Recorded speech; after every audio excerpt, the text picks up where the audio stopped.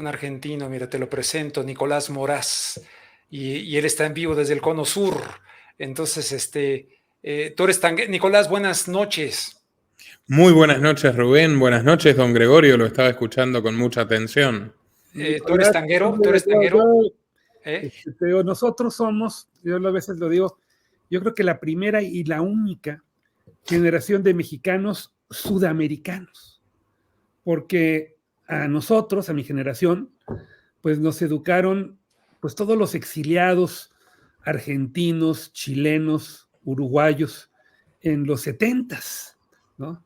Y ellos pues compartían con nosotros pues mucha de esta maravillosa cultura argentina. Leíamos a Borges, a Neruda, había peñas en México, y desde luego el tango, ¿no? Que es algo tan entrañable, tan hermoso, ¿no? Y que se ha recreado tantas veces, ¿no?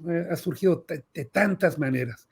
Así que pues con cariño y humildad invito también a mis hermanos argentinos este domingo.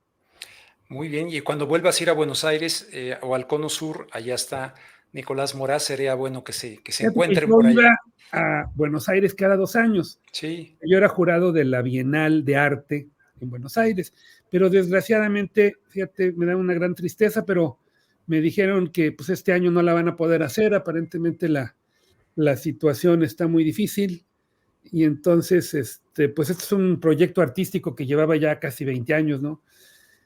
Pero pues yo normalmente en octubre, ahorita estaría yo en Buenos Aires, tomándome la mejor carne del mundo. No crean eso que dicen los americanos y los tejanos, la mejor carne del mundo está en Argentina, no hay duda. De veras. Muchas gracias, don Gregorio. Además, la gente es maravillosa. No, yo amo Argentina, es algo que tengo en el corazón. Así que pues, te mando un abrazo, mi querido Nicolás. Un gran abrazo, Gregorio, y bueno, gracias por su valoración del tango. Hoy se cumple un año, don Rubén, de la partida de mi querido amigo Ricardo Iorio, que fue un referente del metal argentino, pero que hizo muchísimo por la difusión también del tango. Concretamente le gustaba mucho la obra de Di Cepolín, por ejemplo, el tanguero Di Cepolín, entre muchos otros, y bueno, es bastante emotivo justo escuchar hoy esto que comenta don Gregorio. Fíjate que tristemente Discépolo, el gran poeta, el autor de Cambalache, murió de tristeza porque no le correspondió a una mujer mexicana. No, hombre, ¿en serio? Se enamoró de ella, tuvo un hijo con ella, pero ella lo rechazó. Y Discépolo, que es un hombre de una sensibilidad. En el tango se da, la música, se da la danza y se da la poesía. Fíjate que una de las cosas que voy a decir, hay quienes hablan de que pues en el tango el hombre pues es el que liderea pues la danza, y sin embargo no hay ninguna danza en donde la mujer sea más libre que en el tango. O sea, todo el movimiento de la mujer, sus ganchos, sus quiebres, es una cosa realmente extraordinaria, el caminar en el tango. Y fíjate algo, cuando estuve una vez en Buenos Aires, le pregunté a una gran bailarina de tango, le digo, oye, ¿qué es lo más difícil del tango? Y me dice, lo más difícil es el abrazo. Si tú no tienes esa relación con tu pareja, que la puedas abrazar, no puede haber tango. Wow, yo pensé que le iba a decir las cargadas, no, dice, el abrazo. Y el caminado, no hay ningún caminado más bello que el del tango. Porque te digo, tú ves el movimiento de la mujer y el del hombre, y claro que están integrados, pero dentro de esa integración hay una gran creatividad, hay una gran libertad. Algo realmente sorprendente. Qué Entonces, maravilla. Vamos a hablar de ese milagro. Vale. Entonces, este domingo, 6 de la tarde, correo electrónico gregorio.luque@gmail.com. Gregorio, te agradezco mucho. Estás en Long Beach, ¿verdad? Te espero el domingo con el tango. Estás en Long Beach. Te mando un fuerte abrazo. Ándale, pues. Gracias, Y Gregorio. a todos los argentinos. Y los invito también. Un gran abrazo a México. Gracias. Sí. Bueno, pues muy bien, don Gregorio Luque. Y yo había invitado también a Nicolás Moraz, porque alguna vez que platicamos, una vez que me hiciste favor de entrevistarme, hablabas en términos no muy favorables de la teología de la liberación. Y ahora que ha muerto Gustavo Gutiérrez y después de la entrevista que tuve con un sacerdote muy cercano a Gustavo Gutiérrez, pues me gustaría que también expresaras ese otro punto de vista. Yo nunca dejo de aprender de usted, maestro. Qué ameno el programa. Hoy tuve todas las catástrofes, ¿no? Corte de luz, además recordando a mi amigo. Sí, yo pensé que no te conectabas, sí. No, y de hecho yo creí que era las 10:45, pero ahí me fijé, bueno, aquí estamos, eso es lo importante. Oye, bueno, muy bien, ¿cuál es tu visión de Gustavo Gutiérrez, Teología de la Liberación? Ahora estuve viendo a Santiago Armesilla, pensé que no, y él termina diciendo, no, de ninguna manera, la teología de la liberación no era comunista, no era marxista, y se avienta una investigación que realmente me sorprendió, muy vasta. ¿Cuál es tu visión de la teología de la liberación? Bueno, mi punto de vista, sin perjuicio de que pueda haber sido una persona bien intencionada, el padre Gutiérrez, es que se utilizó como vector para infiltrar de manera exitosa el marxismo revolucionario armado en países de América Latina. ¿Tú sí crees eso? ¿El marxismo revolucionario armado? Bueno, mire, sí, no solamente lo creo, don Rubén. Mijaí Pacepa fue un general de la policía secreta rumana, uno de los más destacados desertores del orden soviético. Él Lo menciona Armesilla, lo menciona ahí, pero descarta él esa hipótesis. Pero, sí, bueno, adelante que lo descarte. De hecho, yo lo he escuchado a Santiago Armesilla abiertamente decir que era partidario de crear una leyenda negra antiliberal, incluso falsificando o exagerando los datos, porque bueno, en su cosmovisión de la lucha marxista, la verdad se puede sublimar. Lo dice literalmente. Vi ese extracto en un seminario de verano, con 3 personas más al lado suyo, por cierto. Pero bueno, en fin. Sí, Pacepa dice esto en una entrevista que pueden ver, por ejemplo, en la Agencia Católica Internacional de Prensa. Da datos muy concretos. Trabajaba con Sakharovsky, que dirigía un famoso programa de desinformación, porque usted comentaba, Steinem, la feminista estadounidense referente de los años 60, trabajó durante 10 años en el Servicio de Investigación Independiente de la CIA. Sí. Si ustedes buscan van a encontrar el extracto de la entrevista televisiva donde lo comenta. Steinem, por ejemplo, dijo: Vietnam es una guerra de hombres. Cuando le preguntaron por qué las feministas no iban con los libertarios, con el movimiento por los derechos civiles, incluso con los movimientos de derechos de los gays que marchaban contra Vietnam. Y ella dijo, no, es una guerra de hombres, se matan entre hombres, no es mi problema. Durante 10 años trabajó con la CIA, hoy está casada con un multimega millonario y es una gran amiga y confidente de Meghan Markle, ¿no? Sí. La princesa, ex princesa, digamos, británica. Como la CIA tenía estos programas, la KGB también. Y concretamente el programa de desinformación de la KGB, que funcionaba en los cuarteles de Lubyanka, era el financista de la Conferencia Cristiana por la Paz, donde fue, por ejemplo, el señor Gutiérrez, donde fue Dussel, donde fue, bueno, varios de los referentes de Leonardo Boff. Soselskin, que era un profundo cristiano, usted conoce a Alexander Soselskin, sí. Autor de Archipiélago Gulag, que estuvo ahí en la cárcel totalitaria de Siberia, ¿no? Dando testimonio de lo que era eso, y que no era un capitalista ni nada por el estilo, era un hombre profundamente cristiano y espantado por ese horror. Dejaba bastante claro que el trato a los cristianos no era muy bueno en la Unión Soviética. De hecho, había cierta tolerancia en esa época de Khrushchev. Pero en América Latina, ellos vieron que no calaba el ateísmo del comunismo tradicional y por lo tanto patrocinaron esto. Prueba de ello es que se reivindican como explícitamente partidarios de la teología de la liberación, la ETA, Montoneros, el Ejército de Liberación Nacional de Colombia, el Ejército de Liberación Nacional de Bolivia.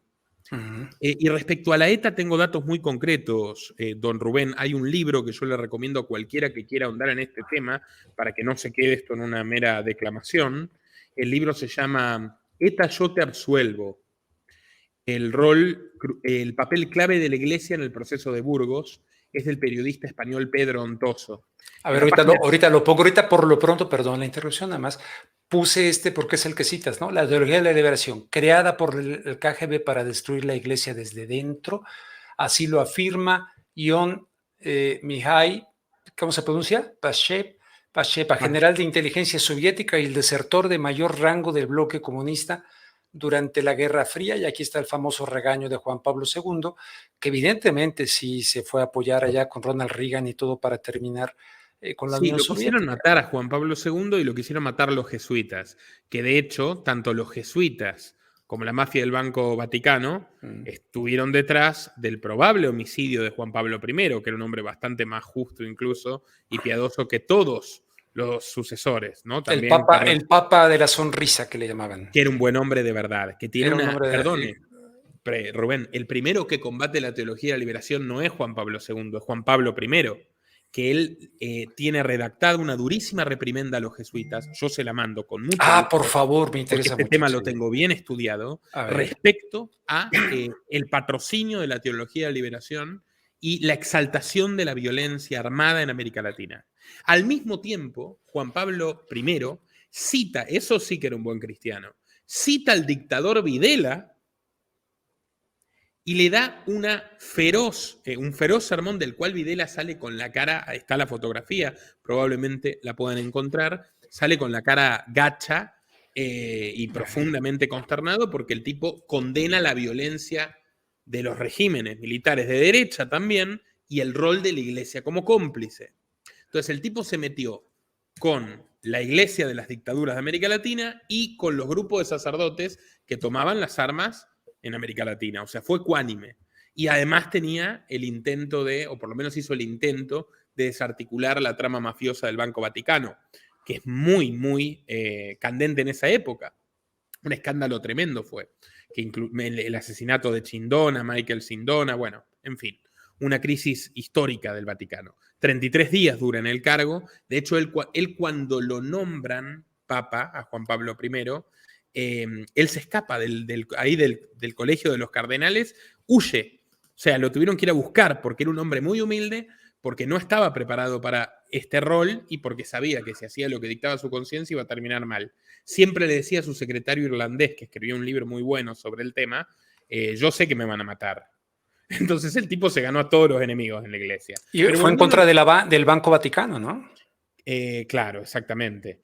Y el Banco Ambrosiano, además. Ambrosiano y Vaticano, los dos, porque uno era privado, pero tenía acciones, y el Vaticano. Bueno, pero para no irnos por las ramas, vamos a ser concretos. Y te interrumpí en algo, es lo que luego la gente vergaña. Te interrumpí en algo para mostrar aquello, lo de la KGB, pero ya estabas en otro seguimiento de esa. No, sí, en el libro ETA, yo te absuelvo. El libro. Sí. El papel clave de la Iglesia en el proceso de Burgos, del periodista español Pedro Ontoso, página 7, se explica cómo estaban imbuidos de la teología de la liberación los jesuitas, que son los padres de la ETA.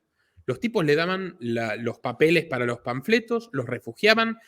Pedro Arrupe, el Papa Negro, el superior de los jesuitas, a quien Juan Pablo II atribuye su intento de asesinato a través del turco Ali Akka, que no tenía ninguna razón para cometer ese atentado, perteneciendo al grupo de los Lobos Grises de Turquía, que no tenía ningún enfrentamiento con los católicos. O sea, Juan Pablo II estaba convencido de que lo trataron de matar los jesuitas que años antes habían creado a la ETA.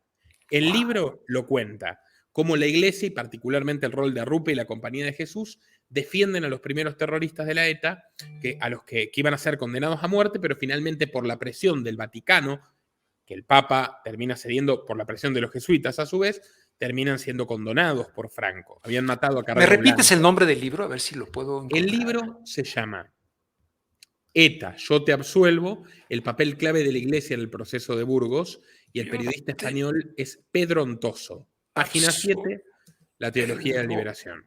De Pedro Ontoso. Correcto. Ontoso. A ver, qué interesante, man. Qué barbaridad. A ver, ETA, yo te absuelvo. Síguele, aquí está. Estamos hablando de 855 asesinados, 360 de ellos civiles desarmados, 22 niños, 2.600 heridos, la mayoría mutilados, 90 secuestrados. O sea, para poner unas cuantas cifras de lo que era esta acción que muchos curas vascos reivindican hasta hoy. Porque ese es el lado izquierdo de la iglesia es tan oscuro como el lado derecho de los legionarios de Cristo, don Rubén. Montoneros, los fundadores de Montoneros de la guerrilla argentina, ahí estamos hablando de 1.800 muertos, también muchísimos civiles, eran el padre Mujica, Firmenich y un montón de personajes que venían de un ala fascista del peronismo, de ultraderecha católica, y que terminaron mutando en los 70s, seducidos por el marxismo de personajes como John William Cook, terminaron mutando a la izquierda nacionalista católica que era Montoneros, dentro del peronismo, movimiento armado. El padre Mujica acobijó y bendijo a quienes secuestraron al general Aramburu y lo fusilaron en un sótano. Y está bien, a ver, usted puede decir, el general Aramburu había sido presidente de facto, había ordenado matanzas. Sí, yo no me pongo tan exquisito en estas cosas. A mí me importa que mataron civiles desarmados en forma masiva, que pusieron bombas en comedores, que partieron en dos con machetes a niñas de 4 años, que eran hijas de capitanes. O sea, esos guerrilleros sanguinarios ahora tienen el aura de jóvenes idealistas que estaban luchando por los pobres y los últimos, y los bendecían los teólogos de la liberación. Mujica se pelea con Montoneros, porque Montoneros siguió actuando en forma violenta con el gobierno democrático peronista. Y lo terminan matando. No se sabe hasta hoy si lo mató la AAA o Montoneros.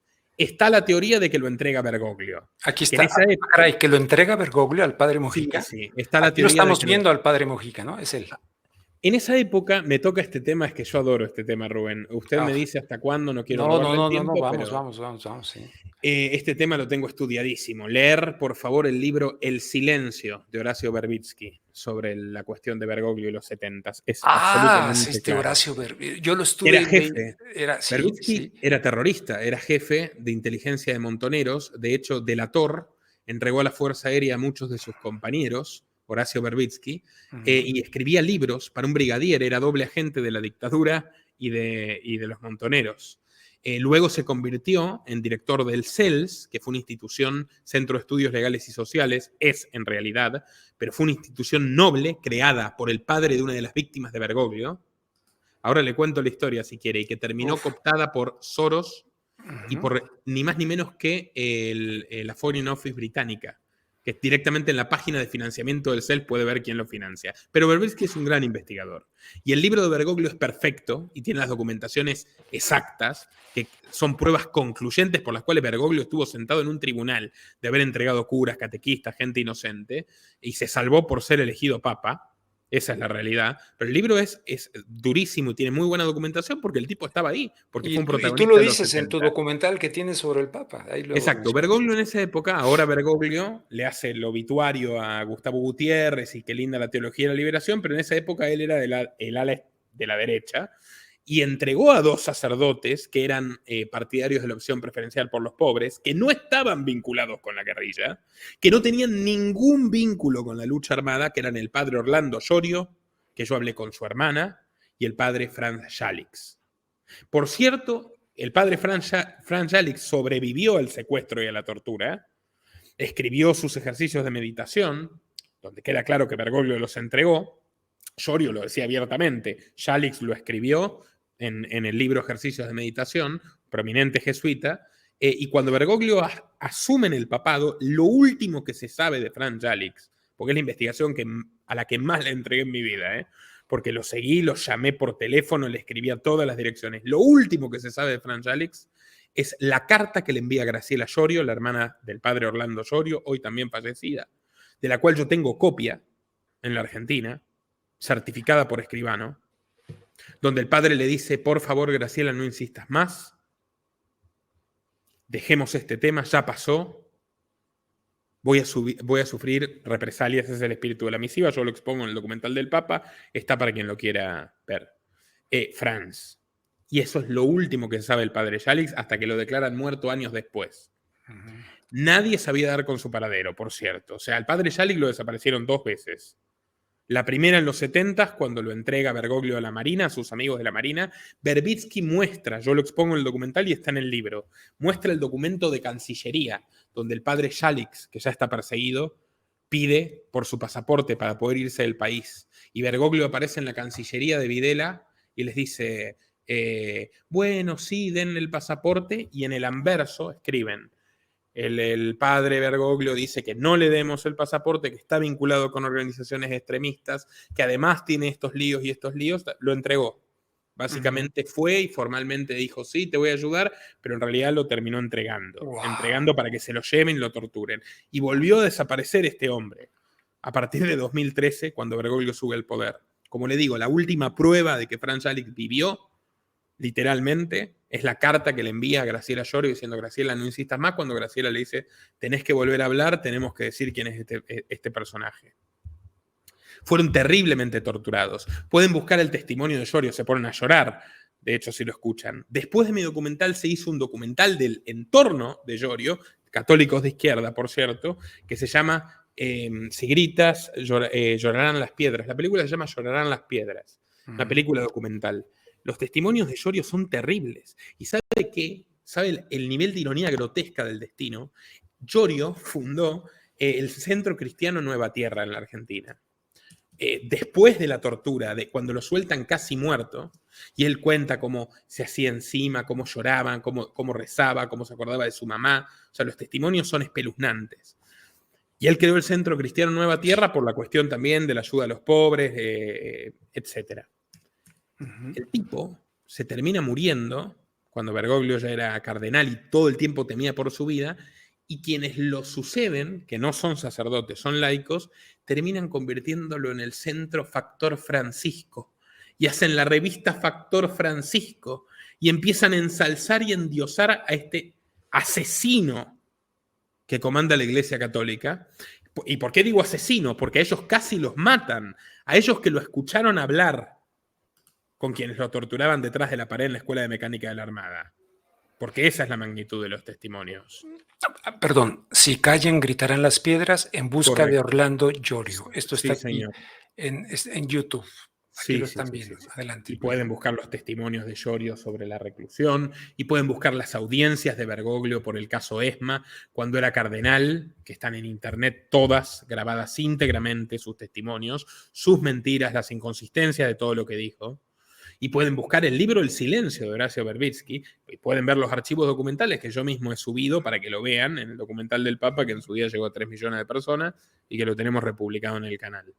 Ese era el padre Orlando Llorio. Bueno, yo aclaro esto nomás para situar a Bergoglio, que ahora está con las dictaduras de izquierda y las guerrillas de izquierda y la teología de liberación, pero en esa época los entregó, y también entregó a la catequista Mignone, que era la hija de Emilio Mignone, el fundador del CELS. La catequista Mignone fue violada, mutilada y lanzada todavía viva en uno de los vuelos de la muerte de Alfredo Astiz. La entregó Bergoglio.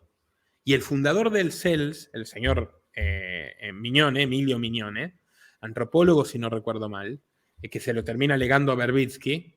Bueno, ahora lo echaron a Verbitsky, lo pulgaron, y el CELS es pro Bergoglio también. O sea, esta es la expresión del poder, de la impunidad del poder. El centro que fundó Llorio, la víctima de Bergoglio, ahora es proselitista de Bergoglio. El Centro de Derechos Humanos, antidictadura, que fundó el padre de una de las víctimas de Bergoglio, ahora es pro Bergoglio. Es una cosa increíble realmente. Literalmente la directora de ese centro fue como candidata a vicepresidente de Juan Grabois, matón del Papa Francisco, principal representante suyo en la Argentina, en las primarias peronistas del año 2023. O sea, el grado de poder con el cual Bergoglio ha encubierto su pasado. Pero volvamos a la teología de la liberación. La cuestión de la ETA, los jesuitas y la teología de la liberación está probada. Vamos con el Ejército de Liberación Nacional de Colombia. Lo funda el cura Camilo Torres Restrepo. Camilo Torres. Sí. Uno de los participantes de las conferencias de Praga, financiado por la KGB. ¿De dónde sacaban la plata las guerrillas latinoamericanas? Como los contras nicaragüenses eran financiados por la CIA, o como Pinochet y Videla eran formados en las escuelas de las Américas, las guerrillas terroristas, que eran igual de terroristas que las dictaduras militares, eran financiadas y armadas por la KGB a través de Cuba y Fidel Castro, lo cual no es un secreto para nadie. La Guerra Fría era así, y tanto la Unión Soviética como Estados Unidos perpetraron genocidios en otros países, no en su territorio. Bueno, el Ejército de Liberación Nacional, fundado por el cura Camilo Torres, mató a 17.700 personas y secuestró a 3.000. El Ejército de Liberación Nacional, abiertamente teólogo de la liberación, ¿no? Con todas las citas, y lo pueden ver a Torres parafraseando a Gutiérrez, y había curas vascos que también lo fueron a ayudar, porque estaban todos vinculados, Este cura, Camilo Torres, ¿sabe de quién era tío Camilo Torres? No. De Juan Manuel Santos. El expresidente Santos. Así es, y sabe, y por eso Juan Manuel Santos tiene foto con Fidel Castro.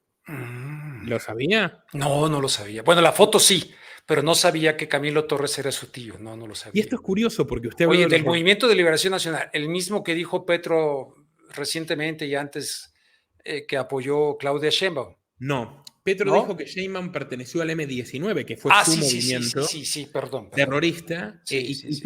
Petro mismo, en la Universidad de Lovaina, Bélgica, en un curso que no termina, en una universidad católica pagado por los contribuyentes colombianos, financiado por el presidente Ernesto Samper, Petro encuentra y descubre la teología de la liberación, tarde, cuando ya había sido guerrillero. O sea, Petro no era del ELN, Petro era del M-19, pero era una mesa integrada, o sea, era una federación junto con la FARC.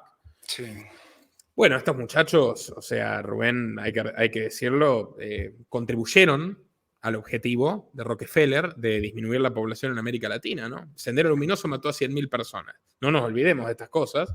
Pues Videla mató muchísimas, 8.000 y pico hay registradas, Pinochet mató 3.000, Stroessner creo que mató 2.000, y así podemos sumar. En México murieron otros muchísimos. Sí. Las acciones del Plan Cóndor, o sea, la CIA mató a muchísima gente en América Latina en forma directa e indirecta, pero el comunismo también.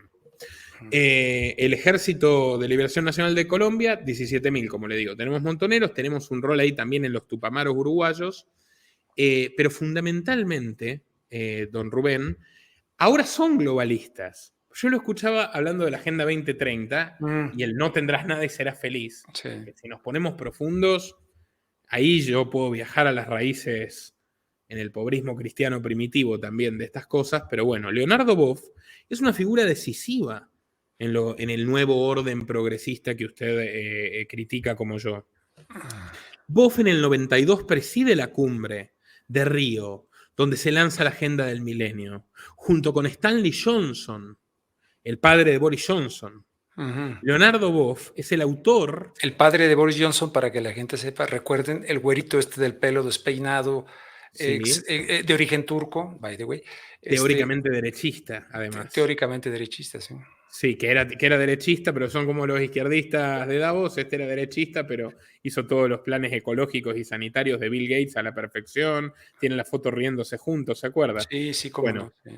El padre de Johnson, Stanley Johnson, y Leonardo Boff fueron los que copresidieron la cumbre de la ONU de Río del 92. Leonardo Boff es uno de los ideólogos de la Agenda del Milenio, que es la predecesora de la Agenda 2030. Leonardo Boff es la figura que más inspiró a Klaus Schwab. Si ustedes buscan, Schwab dice que él se inspira en el conde de Saint-Simon, socialista utópico francés del siglo XIX, autor de El Catecismo de los Industriales, porque acá se concatenan precisamente la idea comunista con el mesianismo cristiano y con los magnates que no quieren dejar de mandar y quieren pasar a convertirse en vanguardia del proletariado. La teología de la tierra, la teología... Dice, yo conocí a Boff en la cumbre del 92 y me cambió la visión del mundo. Literalmente lo cita en la teoría de la cuarta revolución industrial. Sí, o sea, es correcto. Boff es tal. Y el Papa Francisco ahora con su encíclica Laudato Si también está recogiendo esto y se hizo tardíamente un progresista de la opción preferencial por los pobres, perdón, trabalenguas, iba a decir por los progres, opción preferencial por los pobres, a partir de los años 90. Sí.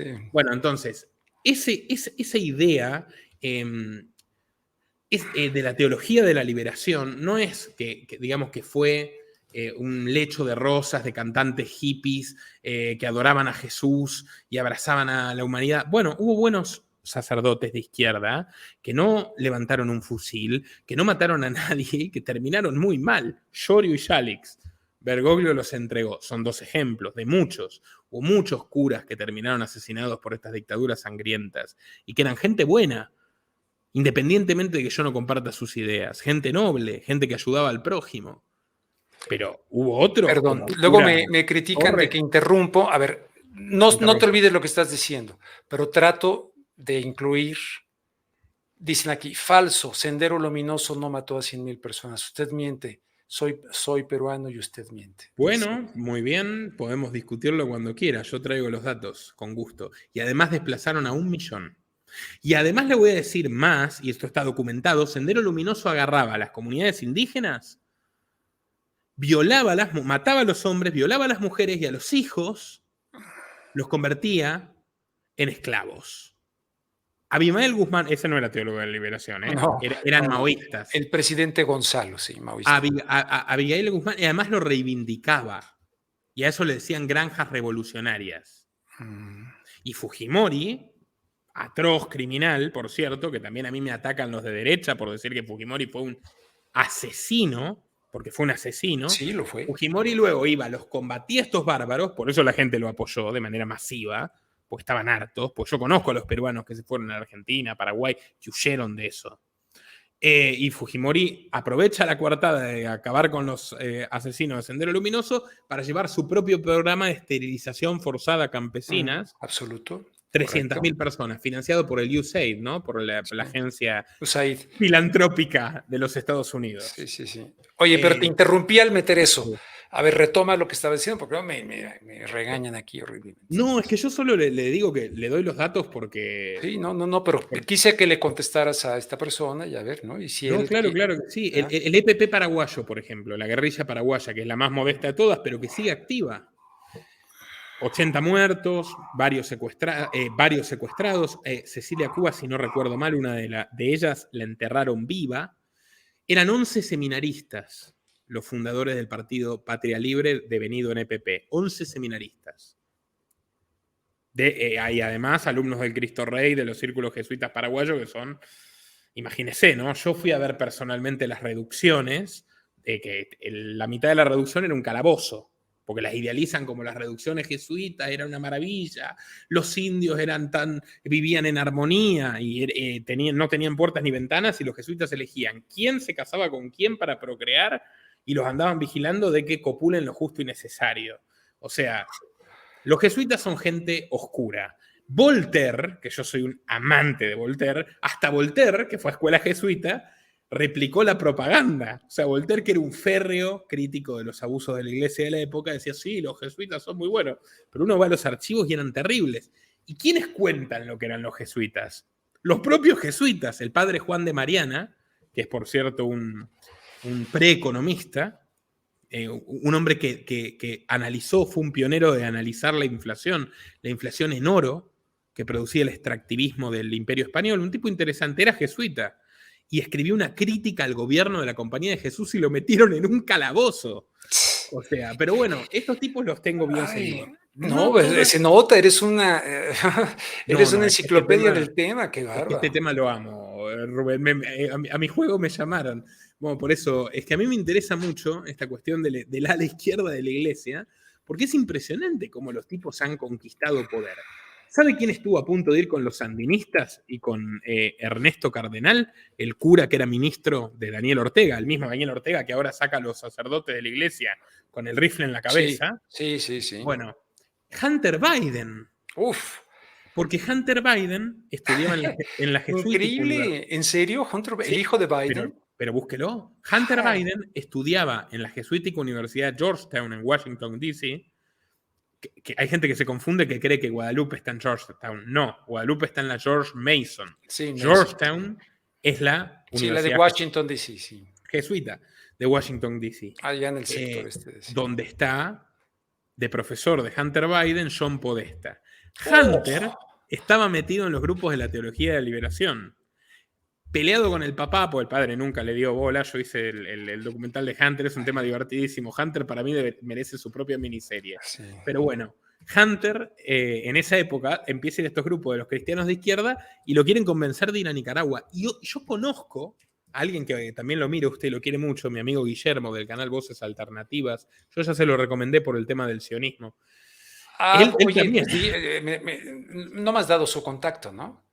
Sí, creo que se lo di, pero se lo doy con gusto de nuevo. Por favor, por favor. Claro que sí, porque él sabe muchísimo del tema del sionismo, es un crítico total, es un hombre muy, muy bueno, un cristiano primitivo, llamémosle. Pero bueno, él también estuvo a punto de ir a Nicaragua en su día, por suerte no fue. Bueno, a Hunter lo querían secuestrar probablemente, y Podesta le dice, no, pibe, no vayas. Pero son todos de este círculo, absolutamente todos, están todos vinculados. Mire, no quiero alargarlo mucho más, No, pero es contundente, contundente. Bueno, lo que estás diciendo del tema de la violencia y tal, ¿no? Y de la teología de la liberación. Acá, el obispo Samuel Ruiz, cuando hubo levantamiento armado, hubo mucha polémica respecto al tema, qué sé yo, pero se queda uno pensando por dónde va todo esto, ¿no? Ya sé a dónde va. Y bueno, a ver, para mí la izquierda y la derecha se necesitan entre sí. Se necesitan entre sí. No se puede contemplar un mundo totalmente unipolar. Yo creo que nadie aspira a eso. Por eso, los que creen que además con el tema de los BRICS, los Estados Unidos van a desaparecer, considero que están muy equivocados. Estados Unidos necesita que haya la otra amenaza nuclear, los otros necesitan a Estados Unidos y fue así La en la Guerra designación Fría. del enemigo, la Fue designación del así, enemigo. pero claro que sí. Está la trilogía del profesor Sutton, de Wall Street y los bolcheviques, Wall Street y Franklin Delano Roosevelt, Wall Street y el auge de Hitler. Usted decía los Rockefeller. ¿Sabe que Rockefeller, cuando fue vicepresidente, Nelson Rockefeller, de Gerald Ford, Henry Kissinger, secretario de Estado, por segunda vez, después de tumbárselo a Nixon, es divertidísima la crónica de Kissinger, que lo odia a Nixon, lo trata como el peor pelele, cuando cuenta Kissinger que fingía ser su fiel servidor, cuando en realidad era el que mandaba, que van juntos a beber whisky, Nixon le pide que recen juntos. Eso es una cosa. Kissinger le dice, pero soy judío, pero ven, Henry, reza conmigo. Le dice Nixon, que era cuáquero, pero bebedor contumaz. Cuáquero, ¿verdad? En fin. Bueno, cuando a sus whisquitos no está mal. Nelson Rockefeller incluso dispuso en un informe con la mano izquierda la aniquilación de los elementos izquierdistas en la iglesia, subversivos que trabajaban con las guerrillas, etcétera, etcétera. Y después se llevó a Petro y a Boff a la Fundación Rockefeller, unos cuantos años después. Es muy gracioso, porque los tipos lo hacen con una impunidad asombrosa. Son los mismos Rockefeller que estaban con los soviéticos y contra los soviéticos. Usted sabe que la Unión Soviética con Stalin, 20 millones de personas que mataron, no murieron más porque tenían trigo. ¿Quién les daba el trigo? Los norteamericanos. O sea, el nivel de donación del gobierno de Roosevelt de trigo a Stalin, que releva a Sutton, muestra que literalmente Estados Unidos le estuvo dando de comer a los rusos durante 10 años. Y les transfirieron tecnología y tecnología militar y tenían las fábricas. Chevrolet hacía los camiones G+, MAZ, en la Unión Soviética, como Ford fabricaba abiertamente en la Alemania nazi, y nunca dejaron de operar. Y los Rockefeller eran accionistas de la IG Farben, que hacía el gas con el que mataban a los judíos en los campos de concentración. O sea, esa conectividad está totalmente presente en el seno de la Iglesia Católica. Bueno, el abuelo de Bush, Prescott Bush, financió a los nazis también. ¿Y el padre de Kennedy? El padre de Kennedy desviaba fondos de la embajada estadounidense en Inglaterra. Él era embajador en Inglaterra. Sí, en la época que el rey era pro-nazi. El rey era Eduardo, el tío de Isabel. Sí. Él desviaba fondos de Estados Unidos, que estaba de rodillas en la Gran Depresión, y aún así le robaba al Estado norteamericano para mandarle dinero a Hitler. O sea, oye, para ti es la 1:14 ¿Qué conclusión nos das entonces a raíz de la muerte del padre Gustavo Gutiérrez? ¿Será que él no supo todo esto y fue una persona honesta, dedicada a lo que acabamos de escuchar con Alejandro anteriormente? Es posible. Y ser contestatarios a una situación de secuestro del evangelio para alimentar a las élites y en realidad de recuperar una visión, o ¿cómo lo ves? Es posible que haya sido así, pero te estoy seguro que hubo otros que eran más conscientes. Y Boff, no me cabe duda de que Boff sabía para dónde iban los tiros y que supo acomodarse a los tiempos y que sigue siendo una figura poderosa y prominente y acomodaticia como Bergoglio. Otros curas, incluido el propio Mujica, quizás se vieron tentados por una época violenta, una generación violenta, creyeron eventualmente que era lo mejor, pero terminaron matando un montón de gente y eso creo que no va con el mensaje del Evangelio. Aunque, y esto ya es un poco más polémico, y ahí ahora se van a terminar de enojar todos conmigo, a ver, don Rubén, hay pasajes de la Biblia que me parecen atroces, y del Nuevo Testamento. Ah, ¿del Nuevo? A ver, ¿cómo cuál? Ahora escuchen ustedes los ricos, lloren a gritos por las calamidades que les vienen encima. Se ha podrido su riqueza y sus ropas están comidas por la polilla. Se han oxidado su oro y su plata. Ese óxido dará testimonio contra ustedes y consumirá como fuego sus cuerpos. Han amontonado riquezas, y eso que estamos en los días finales. Oigan cómo clama contra ustedes el salario no pagado a los obreros que trabajaron en sus campos. El clamor de esos trabajadores ha llegado a oídos del Señor de los ejércitos. Ustedes han llevado en este mundo una vida de lujo y de placer desenfrenado. Lo que han hecho es engordar para el día de la matanza. Han condenado y matado al justo sin que ofreciese resistencia. Por tanto, hermanos, tengan paciencia hasta la venida del Señor. Miren cómo espera el agricultor a que la tierra dé su precioso fruto y con qué paciencia guarda las lluvias de otoño y primavera. Así también ustedes manténganse firmes y aguarden con paciencia la venida del Señor y su venganza, que ya se acerca. ¿Eso está en el Nuevo Testamento? ¿En qué parte? Eso es la epístola de Santiago, don Rubén. Es la epístola de Santiago, y le voy a decir a qué me suena la epístola de Santiago, y después voy a ir al punto y ya lo libero. Me suena esto. ¿Está claro, señores? El propio canibalismo de la contrarrevolución convencerá a las naciones de que solo el terror revolucionario puede abreviar, simplificar y concentrar los criminales trances agónicos de la vieja sociedad que muere y los sangrientos espasmos unidos al nacimiento de la nueva. ¿Está claro, señores? No tenemos compasión ni la pedimos. Cuando nos llegue la vez, no habrá excusas que valgan para el terror revolucionario. Karl Marx, última edición de la Nueva Gaceta Renana. Yo creo que los pobristas, sean cristianos o marxistas, terminan matando pobres de una manera bastante más bestial que el mundano y el prosaico comercio, Rubén, que yo creo que nos enriquece mutuamente y que está muy demonizado. Los tipos que controlan los grandes capitales no son capitalistas de libre mercado, no son liberales, no creen en el individuo, terminan financiando nazis, comunistas, genocidios de todo tipo, le ponen los colores LGBT a las bombas, pero al final el instrumento con el que ellos realizan toda esta barbarie es el Estado. Por lo tanto, para mí, todo el que proclame un Estado grande, un Estado fuerte, un Estado que redistribuya, un Estado que expropia a los ricos, en realidad lo que están promoviendo es perpetuar y extender la miseria y la muerte. Y respecto a los vínculos del cristianismo y el comunismo, fluctuantes, recomiendo este libro absolutamente maravilloso. Es el libro, probablemente es mi libro favorito. Los enemigos del comercio. Los enemigos del comercio, una historia moral de la propiedad. Este es el tomo 1, que tiene a Jesús azotando a los mercaderes del templo, de Antonio Escotado. Jesús pertenecía, el único registro que hay de existencia histórica de Jesús es de Flavio Josefo, que era un historiador. Sí, Flavio Josefo, sí. Sí, no está muy claro igual porque su cronología es un poco complicada, pero de haber existido, pertenecía a la secta de Násor, de ahí viene Nazareno. La secta de Násor, los Ebiomim o los Esenios, que significa la secta de los hombres pobres. Los esenios eran una corriente, el más famoso de ellos es Juan el Bautista, que sí tiene una existencia histórica y sí está registrado en el derecho romano, incluso su ejecución.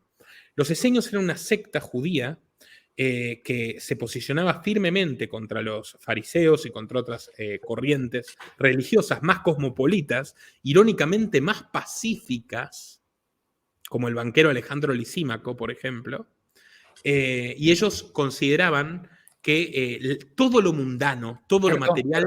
Brincó aquí el güero. No hay ningún problema. Todo lo mundano y todo lo material estaba corrupto.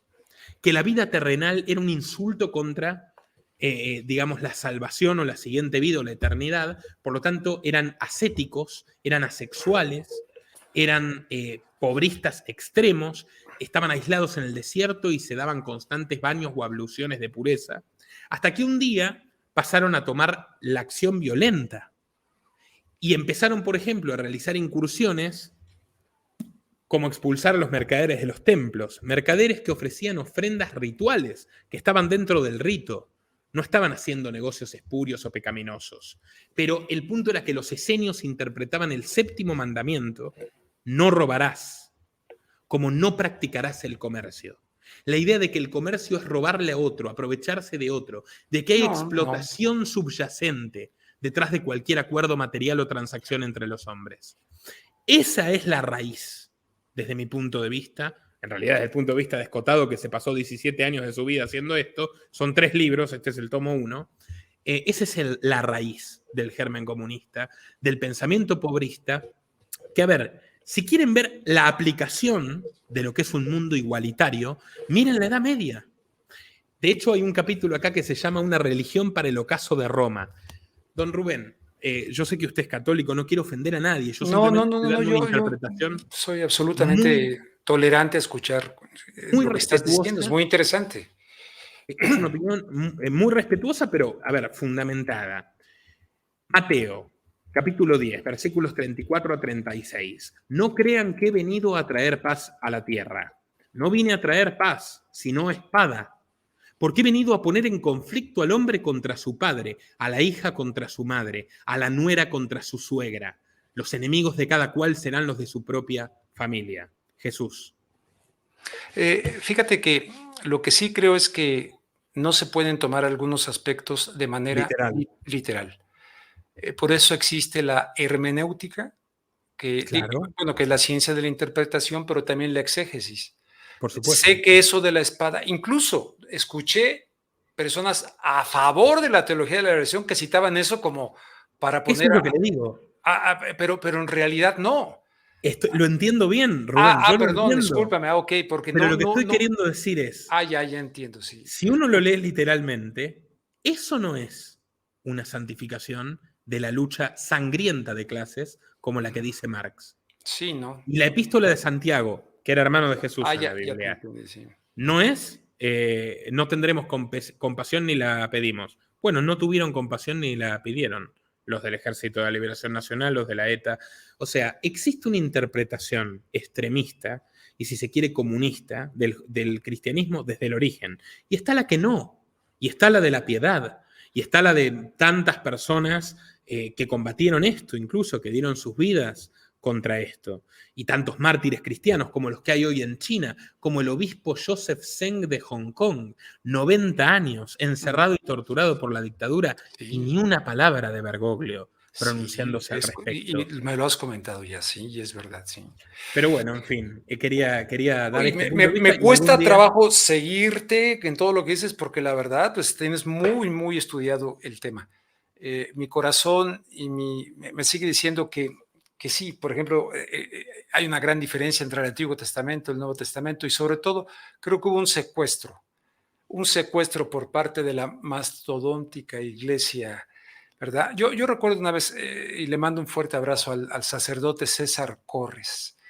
Estaba yo un día en misa y el sacerdote César Corres que daba un curso sensacional es más, me gustaría invitar un día y a ver si podemos, a ver, ¿por qué esto? ¿Por qué el otro? No un debate de pleitos. No, hoy no te vayas, perdón, no te asustes. Se asustó el gato y salió volando para contrastar cosas. Pero yo estaba ahí en esta iglesia, entré y de repente el padre empieza, no crean que Cristo quería una iglesia como esta, y fundar una iglesia como esta, donde nadie se conoce, a veces ni se saluda, nadie se ayuda.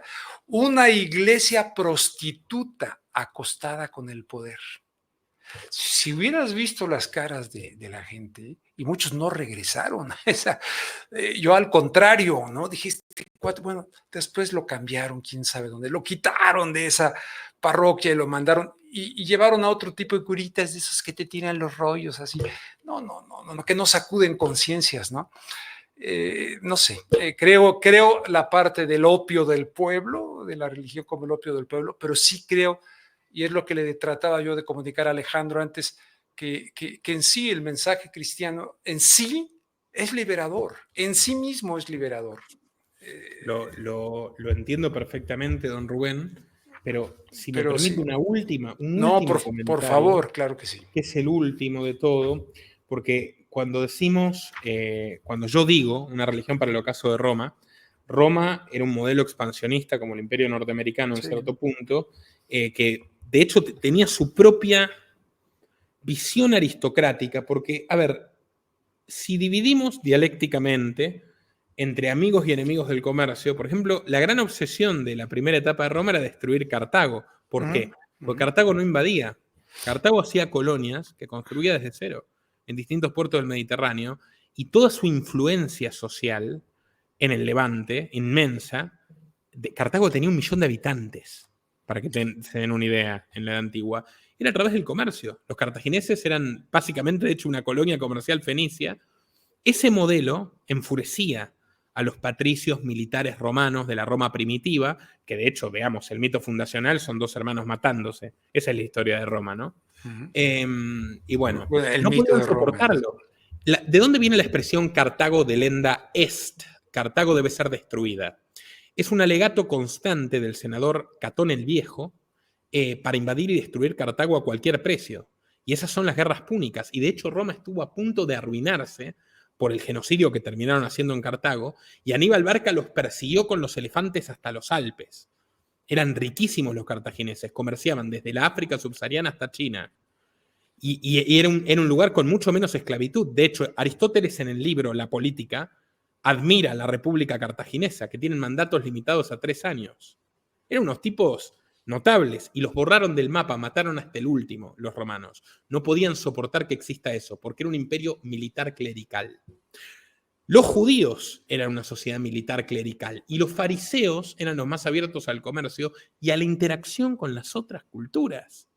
Y los integristas ebionitas, los esenios nazorenos, los pobristas, los comunistas, los que iban a asaltar los templos, eran los que decían, no, eso es podredumbre, eso es mezclarse, eso es impureza. El cristianismo toma muchos postulados de la secta esenia, del desprecio de lo material, de la acumulación, del igualitarismo, pero lo expande, elimina el factor de la sangre judía. Es la universalización de esos principios, con gran influencia de los ptolomeicos griegos, que eran filósofos de la época, que Lucas, todos los griegos, eran básicamente de ese entorno de filósofos ptolomeicos que reciben esta y lo terminan convirtiéndose en algo donde también hay Espíritu Santo, transustanciación, etc. No quiero irme por las ramas, don Rubén, pero el punto es, está esa faceta. Cuando Roma empieza a decaer porque ya no tiene que robarle a nadie más y no desarrolló, como lo hizo Atenas o como lo hizo Cartago, una industria propia, algo que les permita vivir a través del intercambio y no del saqueo, de la suma cero, empieza a cundir la miseria. Se acaba el panet circenses. Roma era socialdemócrata, en cierto modo, trazando una analogía. Repartían pan gratis. Repartían entretenimiento gratis. Ese es el Coliseo. Y en ese momento, donde tienen que empezar a decirle a toda la gente, incluyendo a las provincias, que tienen que acostumbrarse a vivir con menos, no tendréis nada y serán felices, en ese momento Roma, qué casualidad, elige cristianizarse. En ese momento expande la idea de los últimos serán los primeros. Y en el Sermón de la Montaña, bienaventurados los pobres de espíritu, yo entiendo el simbolismo, el significado, pero pobres de espíritu está escrito como micros neuma en el Evangelio de Lucas, si no recuerdo mal. Poquita alma, pequeña alma, pusilánime sería la traducción en español. Se santifica la esclavitud, literalmente que cada uno siga en el estado en que lo encontró la llamada de Dios. ¿Eres esclavo? No te preocupes. Aunque puedas convertirte en libre, aprovecha más bien esa condición. Pues quien era esclavo es un liberto del Señor, tal como quien era libre es un esclavo de Cristo. Epístola a los Corintios. A ver, es un llamado a mantente pobre porque la pobreza te santifica. Mantente esclavo porque la esclavitud te santifica. Dale otra mejilla y además dale al César lo que es del César. Todos esos mensajes que hoy están institucionalizados, que vaya uno a saber si los dijo Jesús o no, si se incorporaron a posteriori, 200 o 300 años después, constituyeron un orden social que terminó acabando con Roma y hundiendo a Europa en una miseria absoluta. Mientras San Agustín decía que el lucro, el ánimo de lucro, era el vicio social por excelencia, y Carlomagno prohibía el comercio, asesorado por su hijo Luis el Piadoso, 2/3 partes de la población de Europa morían de hambre y de peste. Dejaron crecer árboles en los caminos para que se termine la integración ominosa de la sociedad comercial, la acumulación de riquezas, y estaban esperando el paraíso. Ahora los ecologistas que nos dicen, tenemos que vivir con menos, tenemos que producir menos, los ricos tienen que pagar más impuestos, que al final son impuestos que se cargan a los precios que pagan los pobres. Toda esa retórica no nos está diciendo tienen que pagar el precio por estar vivos. Pero fíjate, perdón, que ahí es el sí la pecado teología original. Es el pecado original. Llamada teología de la liberación, sí, por otros, gente que yo conocía acá en México y tal. Esa promesa a mí me parece, de que no, tú aquí tranquilo, no hagas nada. Dios te va a premiar en el cielo. De alguna manera, los teólogos de la liberación que yo conocí en México criticaban totalmente eso. Claro, se agarraban del separemos al hijo del padre y a los hijos y los ricos van a ser aniquilados. Porque decían, el reino de Dios y su justicia tiene que empezar aquí. Y su justicia, ese reino de Dios y su justicia, que no implica, porque si tú analizas la vida de Cristo desde el punto de vista de hacia no condena al rico que se hace rico de manera ilegítima, pero no condena, tan es así que llama, por ejemplo, ¿te acuerdas de esta de saqueo y a los cobradores de impuestos, etcétera? No es, pero no podrás negar que tenemos la influencia del protestantismo en el capitalismo que describe Max Weber. Es errada. Es errada. Es errada. Weber es una fuente, Weber, David Hume, Montesquieu, son los primeros autores que estudian este tema, la historia sociológica de la propiedad y la religión. Sí. Weber es impreciso, no errada, es impreciso. Yo estoy en contra de esa postura, pero yo lo que veo es, a mí me gusta mucho la frase esta, ¿no? Que de San Francisco de Asís dice, yo necesito pocas cosas y las pocas cosas que necesito, las necesito poco. El mundo en el que vivimos, llámale capitalismo, llámale como quieras, donde yo veo una orgía de consumismo, de consumo, te dicen, no, tú necesitas muchas cosas y las muchas cosas que necesitas, las necesitas mucho. Una esclavitud a esta lucha, el hombre de luchar por tener en lugar de luchar por ser. Mire, ahí veo una gran diferencia. Somos porque tenemos. Porque si no tenemos, nos morimos. Ahí estoy de acuerdo. O sea, ahí es donde no estoy de acuerdo con él. O sea, sí, necesitamos cosas.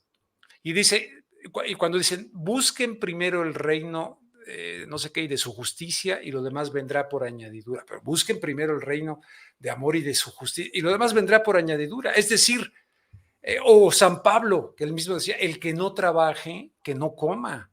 No es solapar al flojo, a estos de izquierda.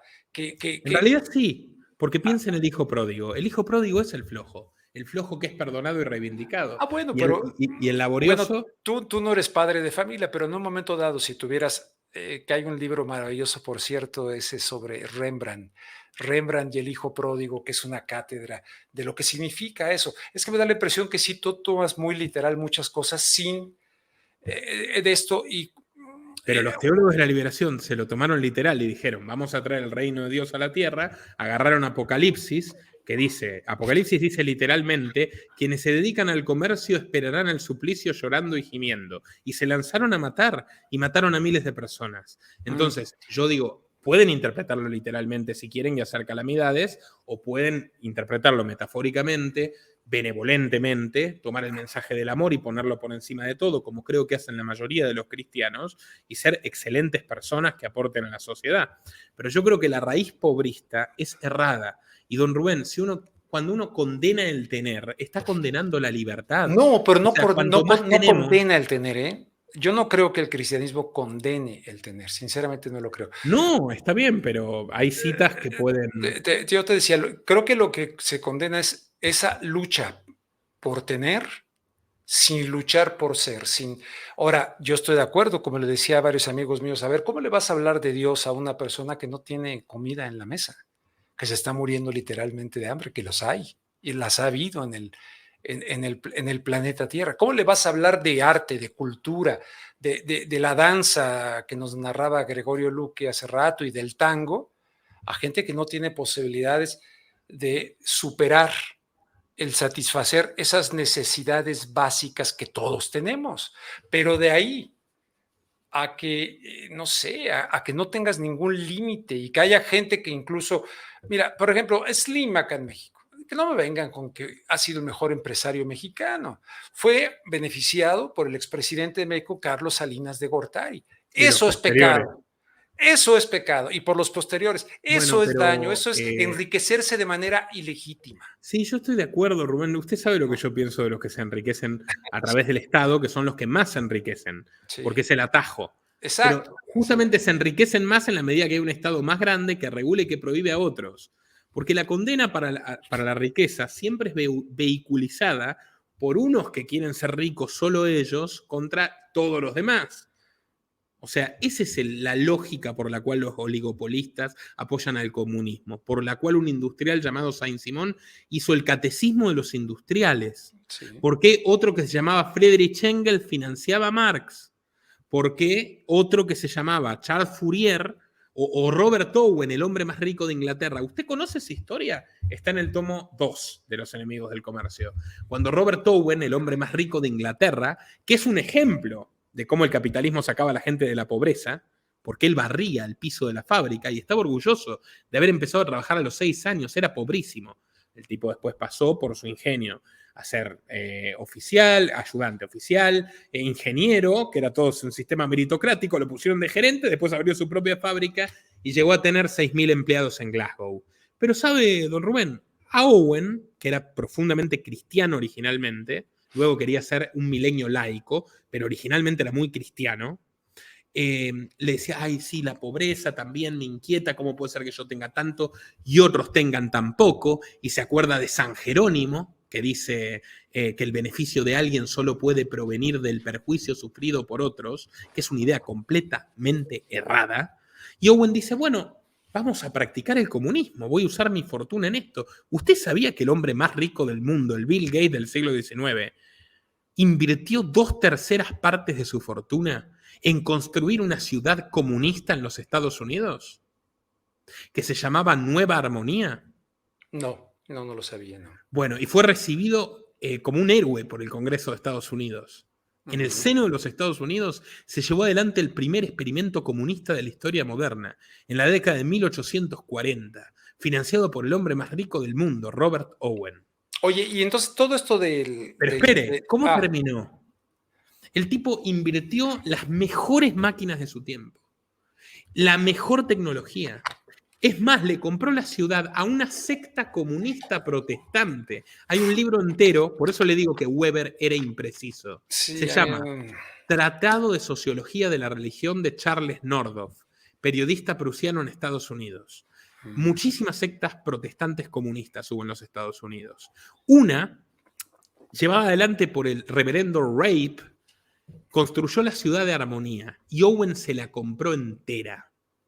Llevó 900 colonos, puso las mejores máquinas que había del mundo en ese momento para que produzcan de todo, 2 revistas, un museo, un teatro, el sueño comunista, a nadie le iba a faltar nada, todos por el bien común.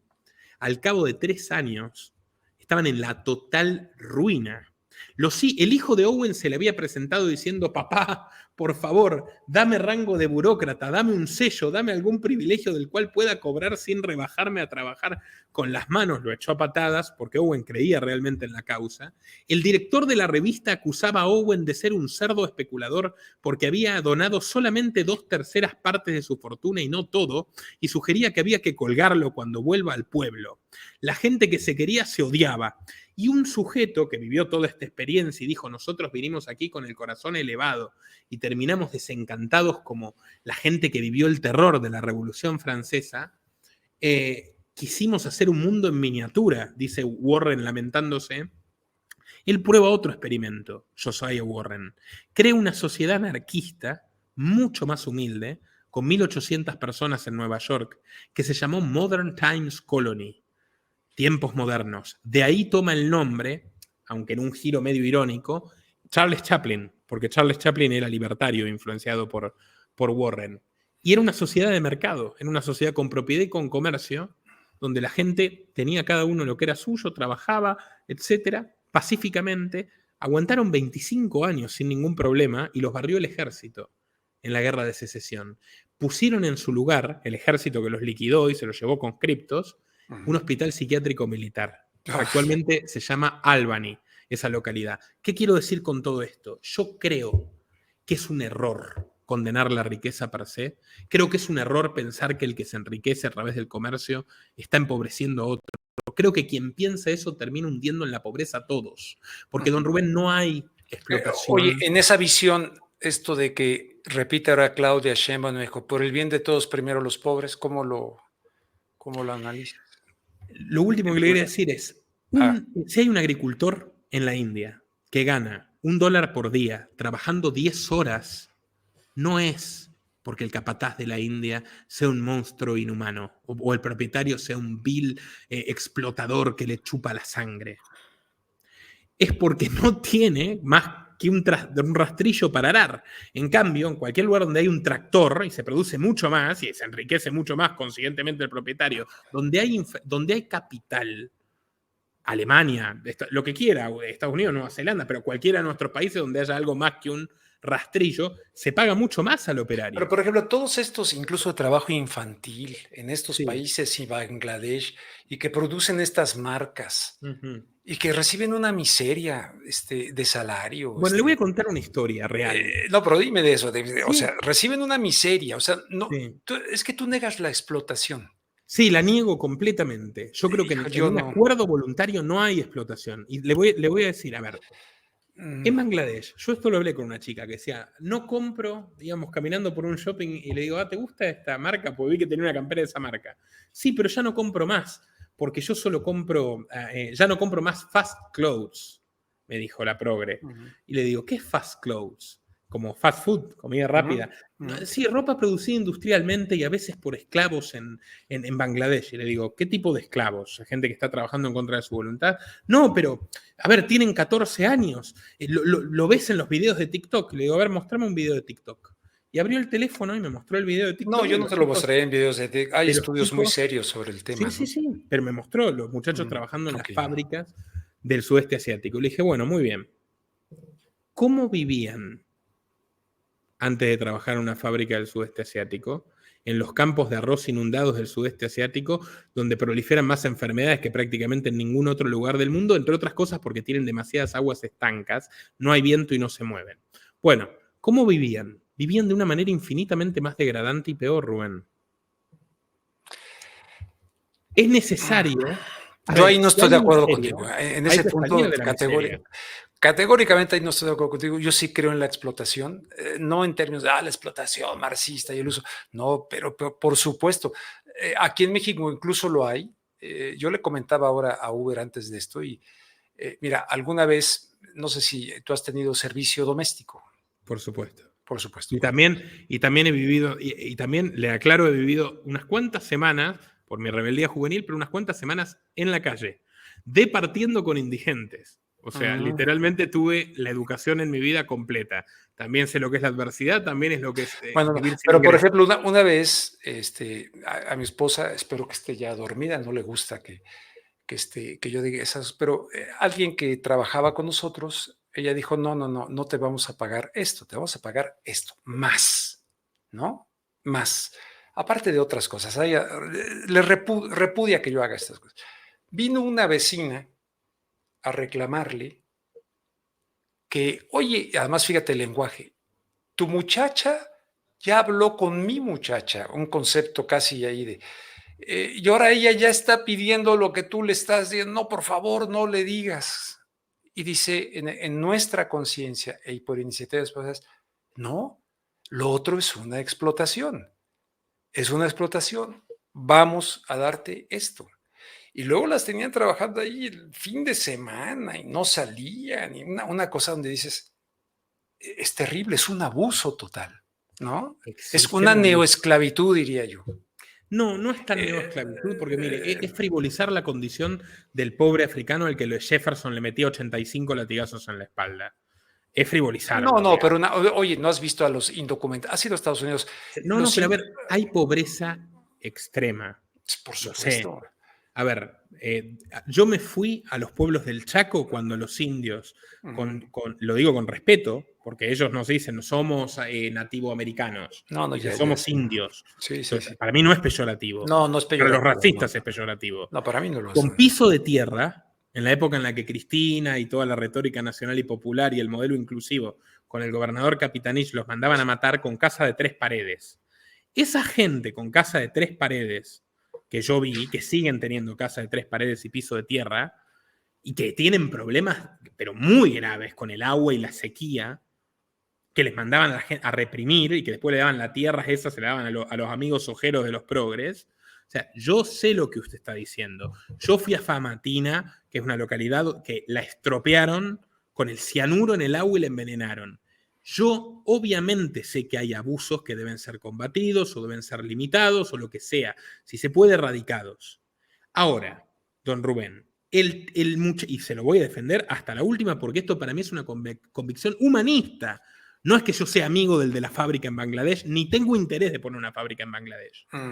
El campesino del campo de arroz inundado que se muere de hambre y no hay nada ahí, no está esclavo trabajando en una fábrica de Bangladesh. Está teniendo una vida objetivamente mejor. ¿Y sabe cuál es la prueba categórica de eso? Que todos los movimientos cristianos armados que surgieron contra la revolución industrial, como la rebelión de Münzer, entre otros, Thomas Münzer, contra la burguesía, que es la gente que escapó de los feudos del imperio de la santa pobreza y volvió a las urbes abandonadas y reinstauró el comercio. Eso es la burguesía. Es el proceso más revolucionario que hubo, literalmente. La población se multiplicó por 20 en 2 siglos, Rubén. Y antes de eso se morían de hambre y de peste todos en la santa pobreza. Y la diferencia entre el señor y el vasallo era que el señor podía dormir en una especie de colchoncito con paños y el vasallo dormía en el piso con las vacas, pero la miseria era total. Y hasta el emperador Carlomagno era analfabeto. Y eso era el reino de los últimos serán los primeros. Oye, Nicolás, pero para ti el pobre es culpable de su pobreza. Pero no me está escuchando, Rubén. Cuando se santifica no, es que la me diste pobreza, unos datos ahí que se condena al rico y se persigue la riqueza per se. Una cosa es el rico mal habido. Bill Gates, lo que usted me toda diga. esta bola de ladrones. Sí. Perfecto, pero estoy de acuerdo con usted en lo que habría que hacer con ellos. De mínima meterlos en un calabozo. Yo estoy totalmente de acuerdo. Yo estoy hablando de la satanización del comercio, de la propiedad, del empleo asalariado. No, yo estoy a favor de la propiedad totalmente, claro. Bueno, claro. pero la idea de la explotación marxista, no la que me está diciendo usted, que es una persona que está en condiciones degradantes. No, la idea marxista es que detrás de todo salario, incluyendo el suyo en Telemundo, incluyendo mi relación extravagante con YouTube, que estamos en el 1%, usted y yo estamos en el 1% de nuestras sociedades, esa es la realidad, o en el 3%, no estamos probablemente en el, bueno, cuando en el estaba promedio. Yo en Telemundo, nosotros tal vez sí, somos pero... explotados. Somos explotados. Oye, pero ya fíjate, ya que citas Telemundo, lo que sea, yo de repente tomé conciencia al estar, vamos a decir, quitemos el nombre de esa empresa y pongo ahí, en las que estuve en Estados Unidos, y de repente me daba yo cuenta de que evidentemente, incluso las juntas, yo les decía a mis compañeros, el día que yo me muera, me quisiera morir en medio de una junta de esta empresa televisora, en una junta, porque así el paso de la vida a la muerte sería imperceptible. Es decir, eran aburridísimas. No habría creatividad. Había un guión que venía, y te voy a decir, desde la CIA, para ver qué es lo que tienen que consumir en esos canales de televisión, como matrices de opinión pública, ¿qué tienen que consumir? Es una colonización. Eso no es capitalismo. De la conciencia. Eso es Estado. Eso es el Estado. Esos son los medios de comunicación con licencias. Pero es la ganancia y la multiplicación de la ganancia. Mira, una vez porque la gente vio que yo me salí de todo aquello, vieron que me jugaba mi trabajo. Y lo admiramos por ello. Y una vez estábamos en un acto que te invitan ahí a firmar una serie de cosas. Pero ellos lo ven como un acto de mercadotecnia, no lo ven verdaderamente como por eso a mí me revienta que ahora inclusive haya aquí en México una bola de chayoteros independientes, esta bola de mequetrefes, la mayoría que mencionó López Obrador, como periodistas independientes, que le gritaron es un honor estar con López Obrador, fíjate, desde ese lado, de un lado o del otro, tener esa guardia pretoriana ideológica para generar opinión pública, lo detesto.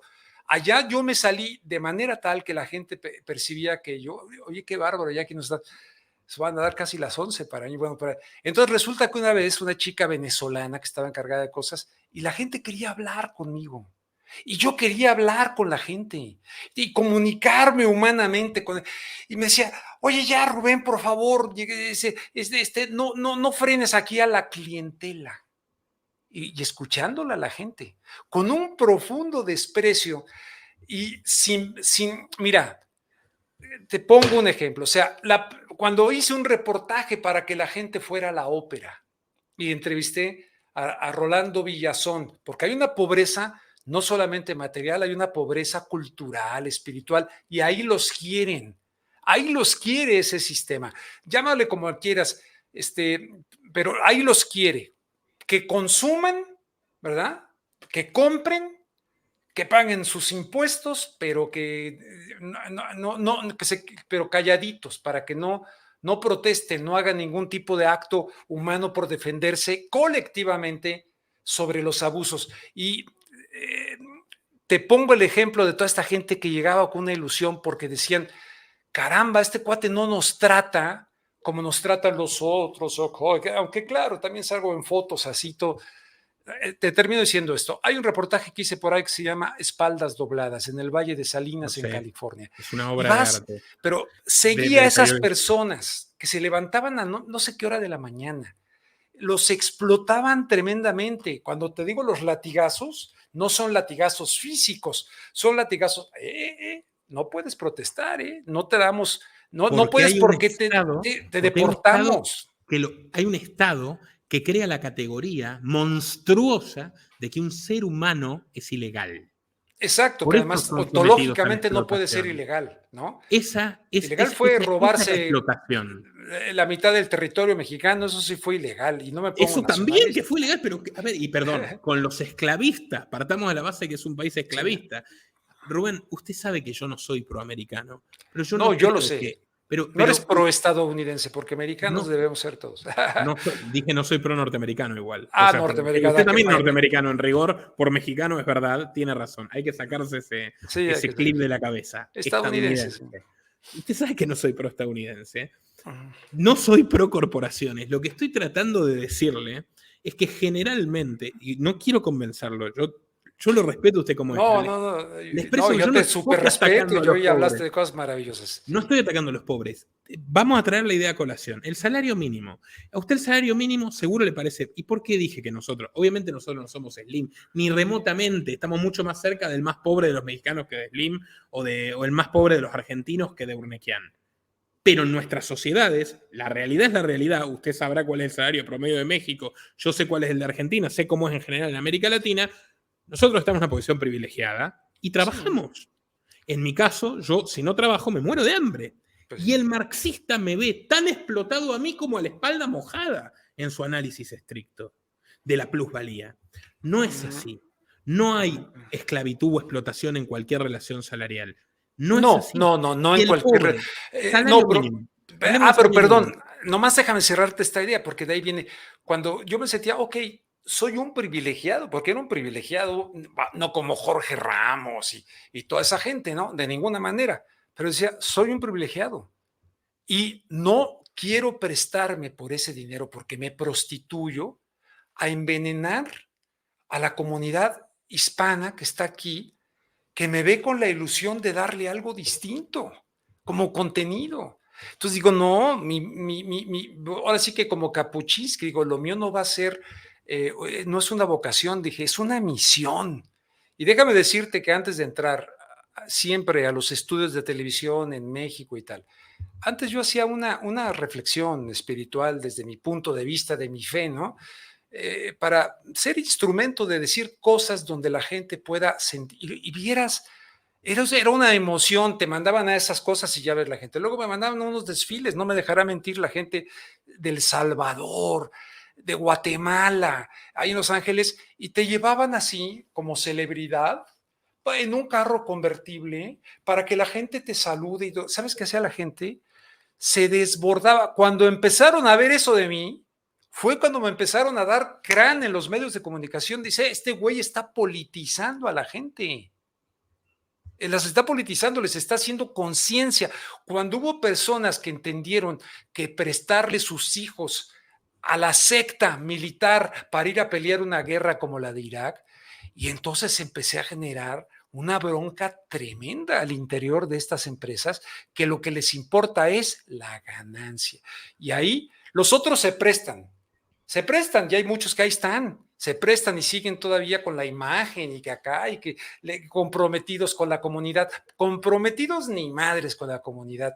Y cuando le empiezas a decir a la gente, oye, no, guatemalteco, tú estás aquí en Los Ángeles porque hubo una bola de cabrones que le dieron un golpe de estado a Jacobo Arbenz, que lo acusaron de comunista, por hacer una reforma agraria para que la gente comiera mejor en Guatemala, e impusieron una dictadura criminal, entre ellas la de Ríos Montt, apoyada por Ronald Reagan y todo. ¿Eso qué es? Dices, no es comercio. Correcto, es colonialismo, es salvajismo. Sí, por supuesto. ¿No? Igual, vamos a ver, Ronald Reagan, neoconservador, y las intervenciones, y Granada, y se lo llevaron de Panamá a Noriega, que lo pusieron ellos. Sí, que lo pusieron ellos. Totalmente ¿no? Cierto.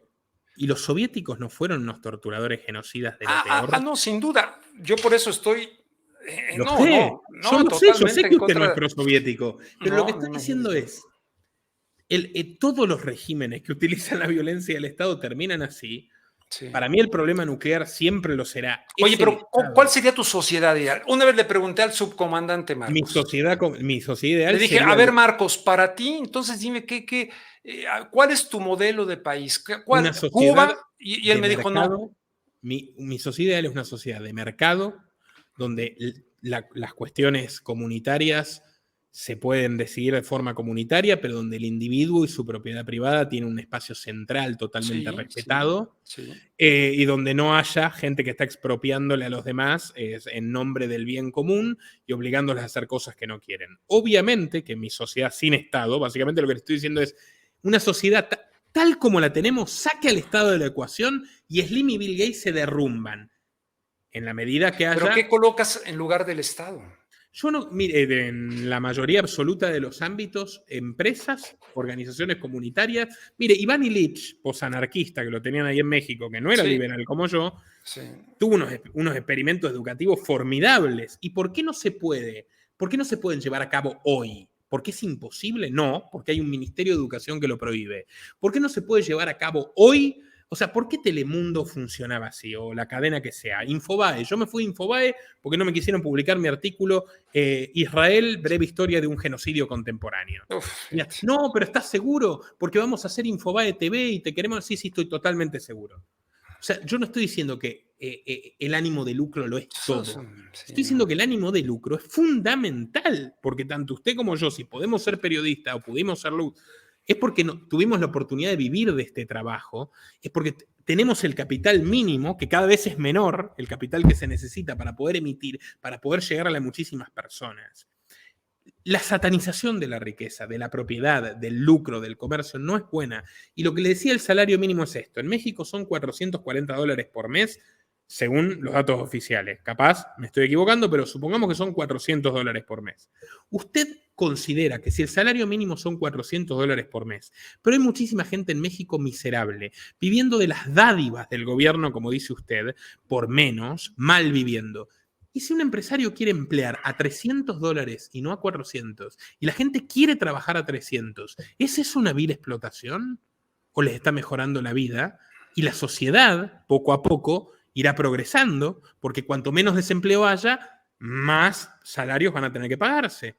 Es la regulación la que perpetúa la pobreza. Irónicamente, la regulación en nombre del bienestar de los pobres, porque los políticos quieren mantener pobres a los pobres, porque les conviene así. Eso me parece totalmente cierto, pero como tú dices, cuando yo cito otras cosas y dices, eso no es capitalismo, pues yo te diría, esto tampoco, o sea, cuando yo digo la regulación del Estado, es que así como existe un salario mínimo que tú dices, oye, en un momento dado, por ejemplo, Slim, que casi todo lo que tocas aquí en México, telefonía, el Sambors, por aquí, por allá, ¿qué, es el hombre más chingón en México? ¿Qué creatividad? ¿Fue creativo? No, se benefició del Estado, como tú dices. El Estado no debería regular. Si el Estado no tuviera la potestad de darle licencias a Slim, Slim no existe. Por eso, entonces ahí es donde tendría que estar, intervenir un Estado donde hubiese personas honestas, porque cualquier cosa que se haga o empresa o comercio o Estado o iglesia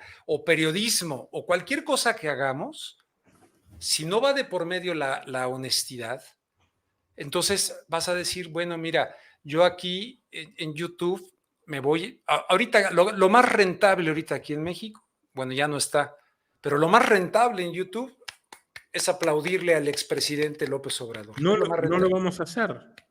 No, imagínate, lo más No lo rentable. vamos Y ahora y ahí los veo, mira, los veo como pirañas, ahí van, persiguiendo ahora con Claudia, Imagínese si no ¿no? pudiera dictarle la CIA a YouTube las regulaciones. ¿Usted cree que YouTube nos andaría censurando los programas? No, exactamente. Espere, súper demandados, o me va a decir que no, No, sobre total. las cuestiones de salud de 2020? ¿No eran los programas que más quería ver el público? Pero Sí, YouTube lo totalmente. prohibió. Lo prohibió. ¿Por qué? Porque no están dejando que.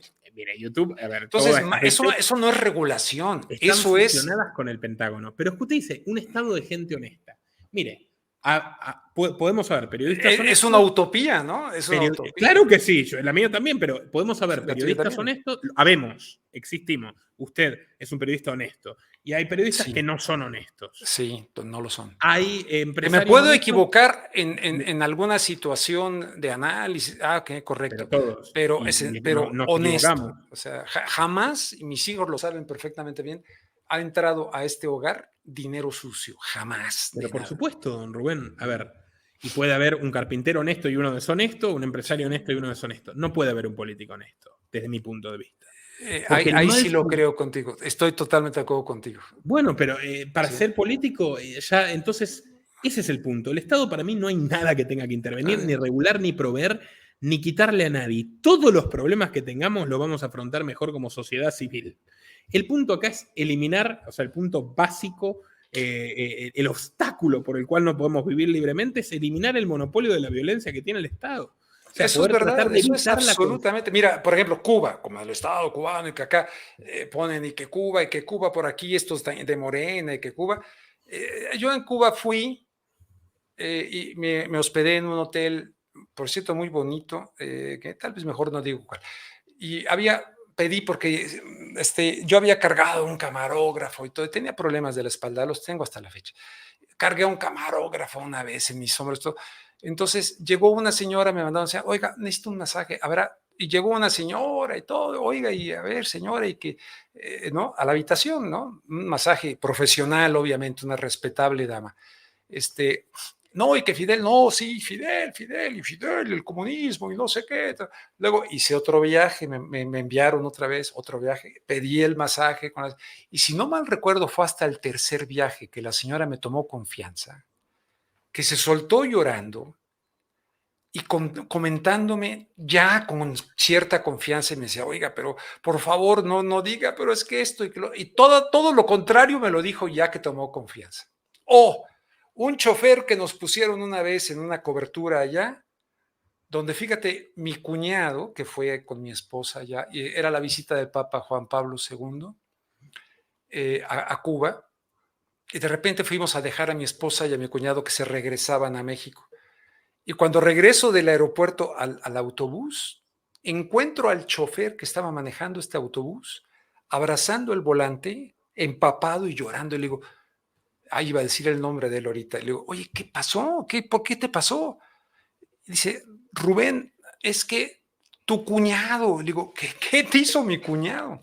Y abre la mano así, sudorosa, y me enseña un rosario que le regaló mi cuñado. un rosario, fíjate, y estaba la visita del Papa y todo. Y entonces me empieza a decir, Rubén, yo vengo negando durante no sé cuántos años esto y que el comunismo, y vengo negando esto y me acordé de mi mamá y tal, y te confieso algo. Yo, porque él se encariñó mucho con mi esposa, con mi cuñado, se le trató como ser humano, como debe ser. Yo tengo que pasar un reporte diario de qué haces, a qué horas, a quién entrevistas, a quién, ¿no? Y esto cuando se los dices a los izquierdosos radicales, no lo pueden, no hay esa libertad. Y me lo dijo la masajista, y me lo dijo esta otra persona.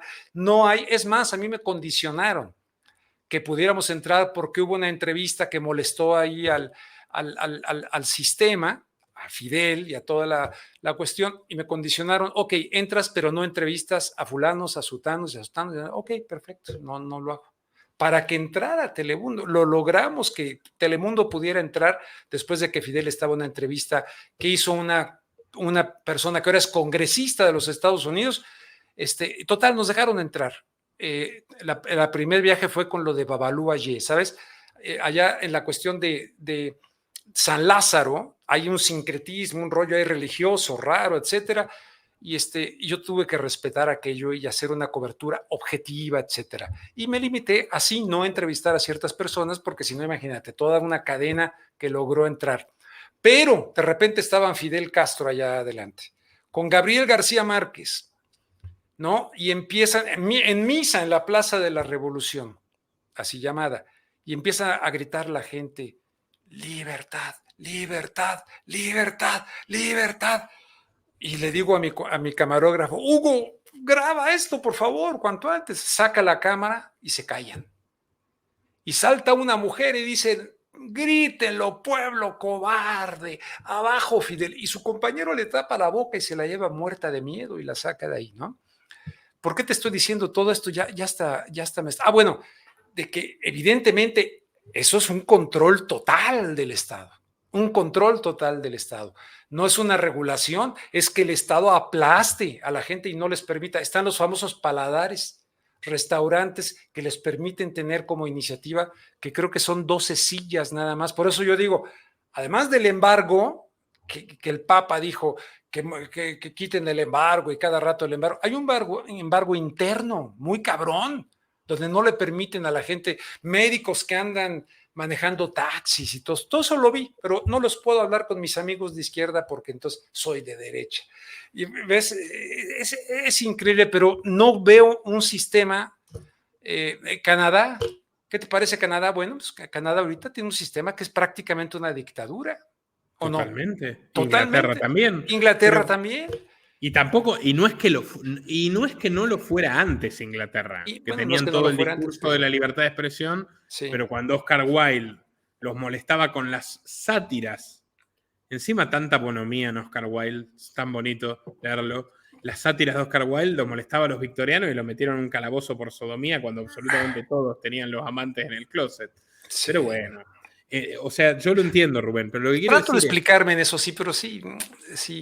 Por eso yo me quedé sin ideología prácticamente. Ahora, siento que las ideologías son camisas de fuerza, que te hacen pensar dentro de unas fronteras, son como que camisas de fuerza y todo, y termina uno por decir, bueno, dentro de la realidad esta que muy posiblemente no la voy a cambiar, dentro de esa voy a tratar de actuar de la manera más congruente posible con mis convicciones, ¿no? Y eso ya no sé qué sea. Que si derecha, que ahora me dicen que ya me vendí, que porque critico a estos mequetrefes. No estoy a favor de la pinche reforma judicial, no estoy a favor. Tienen unas limitaciones intelectuales, algunos. Por ejemplo, que a mí me dicen que soy comunista cada vez que defiendo la causa palestina. Sí. Todos los liberales, pero de todos los colores que hay, medianamente consecuentes, están en contra del Estado de Israel. Y esto va desde Murray Rothbard, que era judío, yo se lo conté, y sí. le recomiendo el libro Nacionistas Libertarios contra Israel, porque es la evidencia más flagrante de que Milei es un usurpador inmoral, analfabeto, que vive hablando de Rothbard y jamás en su vida se tomó la molestia de ver qué decía Rothbard de Israel. Sí. Hasta Vargas Llosa, que no me cae particularmente bien en lo político. De hecho, creo que yo le conté que de mi primer trabajo en Libertad Digital, usted hoy mostró un artículo de Libertad Digital, sí. Me echan porque le hice una entrevista incómoda a Vargas Llosa. Pero Vargas Llosa en la cuestión palestina tiene las botas bien puestas, ¿eh? Sabe que no se lo perdonan otros. Él volvió a Hebrón y dijo, esto está peor que cuando vine hace 30 años, de manera muy edulcorada y demás, pero lo dice. Lo dice y se gana a los enemigos que lo acusan de antisemita. Sí, sí. Bueno, Uf, en no, fin. es tremendo. Y van los idiotas y me dicen que yo soy comunista por apoyar a Palestina. No se enteran que Israel fue, el primer gran aliado de Israel fue la Unión Soviética. Y su primer ministro, su primera premier Sí, es verdad, eso es verdad. fue una socialista rusa, Golda Meir. Golda Meir, absoluta, Bueno. que decía, una tierra sin pueblo para un pueblo sin tierra. Eso No, había una tierra que tenía dueños que lo metieron en campos de concentración. Sí, exacto. Pero bueno, Oye, don Rubén, no, qué bárbaro. Oye, no me quitas tiempo, evidentemente, fíjate, pero 11, 12, 1, ¿para ti son las 2 de la mañana? Yo disfruto hablar con usted. Le disfruto mucho, yo también contigo lo disfruto mucho. Eres, aparte, me rebasas en todo lo que está hablando. Yo a ver, ¿qué tal libro? Que no sé qué, tremendo. Soy caótico, no es una virtud. Soy caótico, disculpe. No, pero una maravilla, una maravilla. Y yo, en principio, quería que se escuchara otro punto de vista con respecto al tema de la teología de la liberación. A mí me encanta eso. O sea, que usted tiene ese espíritu ecuánime de la búsqueda de la verdad y trae a las dos voces en el mismo programa. Y yo me deleitaba escuchando al señor mexicano que me contaba lo del tango y la Gregorio y López. Siempre le hace ese espacio a usted a la cultura. Por eso le digo, maestro, yo siempre aprendo de usted y es un honor. Y fíjate que no he podido conseguir los libros de Escotado acá. Una vez fui a la Gandhi y no encontré el que tú me habías recomendado. Se los mando a México y se lo digo en serio. ¿En serio? Sí. Uf, oye, pues eso sí. Si me da los datos, yo se lo mando. Yo te doy los datos. Oye, pues a ver si la próxima semana nos echamos otra de estas, ¿no? Por supuesto que sí, cuente conmigo. Nicolás, muchísimas gracias y espero que la gente que nos vio aquí, bueno, pues saquen sus propias conclusiones, investiguen, que leamos lo que nos has recomendado. Yo este video lo vuelvo a ver, lo vuelvo a ver como para ver todo lo que dijo Nicolás, quiero ver. O sea que te agradezco muchísimo. Muchísimas gracias, don Rubén. Hasta pronto. Ándale, descansa. Buenas noches. Híjole.